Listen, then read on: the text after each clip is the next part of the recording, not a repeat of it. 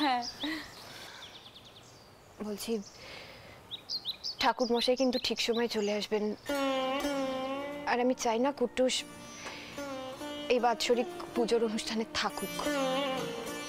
ও কাল ছবি হাতে নিয়েছিল ঠিকই, কিন্তু তাই বলেছে ও আজ রিঅ্যাক্ট করবে না, তার কিন্তু কোনো মানে নেই। তাই আমি বলছি তুই ওকে নিয়ে বরং কোথা থেকে ঘুরে আয়, পার্ক, মিউজিয়াম, কোনো একটা জায়গায় নিয়ে চলে যা। ঠিক আছে। Bad manner.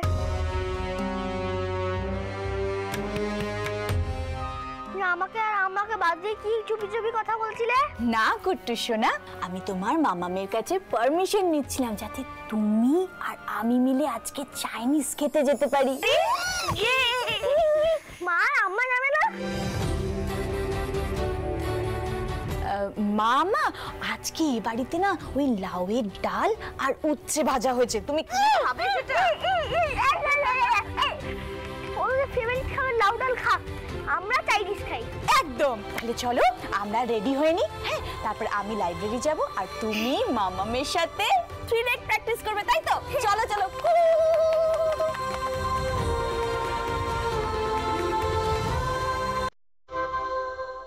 আমি মালাটা বের করে রাখছি, ওরা বেরিয়ে গেলে তারপর পরিয়ে দিও।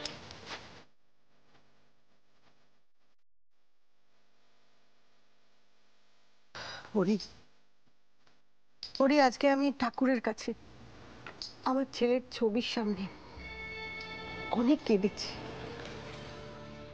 তাতে না আমার মনটা কিছুটা হলেও হালকা হয়েছে।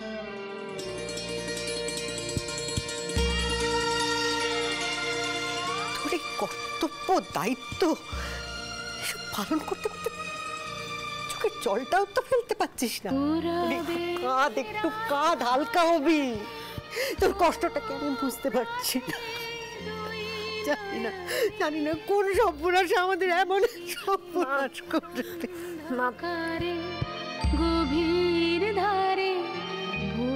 আমায় কাঁদলে কি করে হবে বলো তোমার? তুমি রয়েছো, কুট্টুস রয়েছে, তন্নি রয়েছে, এতদিন তো হিমাংশুই তোমাদেরকে সামলাতো, তোমাদেরকে আগলে রাখতো। এখন তো আমাকে আগলে রাখতে হবে না? না না, আমি কাঁদলে হবে না মা।